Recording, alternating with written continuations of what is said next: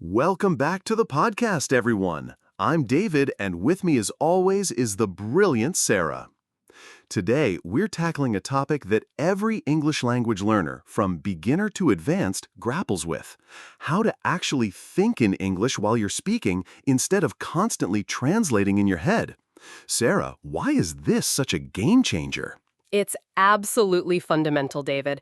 When you translate, you're essentially performing two mental tasks: thinking in your native language and then converting that thought into English. This slows you down, makes your speech sound unnatural, and can even lead to direct translations that don't make sense in English. Thinking directly in English removes that middle step, allowing for much smoother, faster, and more natural communication. That makes perfect sense. So, where do we even begin? For someone who's used to translating, breaking that habit feels like a huge mountain to climb. It can feel daunting, but it starts with small, consistent steps. The first, and arguably most important strategy, is to cultivate an internal monologue in English. Explaining clearly. Try narrating your daily activities in your head. When you wake up, think, I need to get out of bed, brush my teeth, make coffee. When you're commuting, the traffic is heavy today. I wonder what I'll have for lunch. This trains your brain to process thoughts directly in English. That's an excellent tip. It's like building new neural pathways, isn't it? What if listeners struggle with vocabulary during this internal monologue? Should they stop and look up every word? Great question. Initially, don't worry too much about perfection. The goal is to keep the flow going. If you don't know a word, try to describe it or use a synonym. For example, if you can't remember refrigerator, think the cold box where I keep food. Later, when you have time, you can look up those missing words.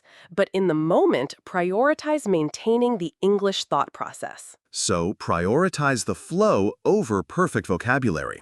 Got it. What's another practical strategy for our listeners? Another powerful technique is thought-to-word association. Instead of seeing an object and thinking its name in your native language, then translating it, try to directly associate the object with its English name. Look around your room. See a chair? Think chair. See a lamp? Think lamp. Do this with everything you encounter throughout the day. It's active vocabulary recall without the translation step. That sounds like a fun mental exercise, almost like a game. And it's something you can do anywhere, anytime. What about more immersive techniques? Absolutely. Immersion is key. When you're watching English movies or TV shows, try to avoid reading subtitles in your native language. If you need subtitles, use English ones. This forces your brain to connect the sounds and images directly to English meaning. The same goes for reading. Read books, articles, and news in English. Don't constantly look up every unknown word. Try to understand the gist from context. This trains your brain to process information directly in English. So it's about pushing yourself to stay in the English zone as much as possible. What about more immersive techniques for when you're actually in a conversation and feel yourself slipping back into translating? Yes, a simple trick is to slow down. When you feel that urge to translate, take a brief pause. It's better to pause and form a thought directly in English than to rush and translate incorrectly. Suggesting gently, use filler words like let me see to buy yourself a second. Also, don't be afraid to paraphrase. If you can't think of the exact word, describe it. I went to the place where you borrow books instead of I went to the library. This keeps you thinking in English. That's incredibly practical. Slowing down and paraphrasing can really alleviate the pressure. What about more advanced techniques for those who are already comfortable with these basics? For more advanced learners, I recommend English journaling or free writing.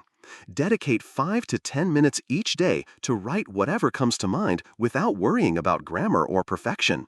This is essentially an internal monologue on paper, reinforcing the direct English thought process. Another powerful one is shadowing or mirroring. Listen to a native English speaker from a podcast or video and try to repeat what they say almost simultaneously.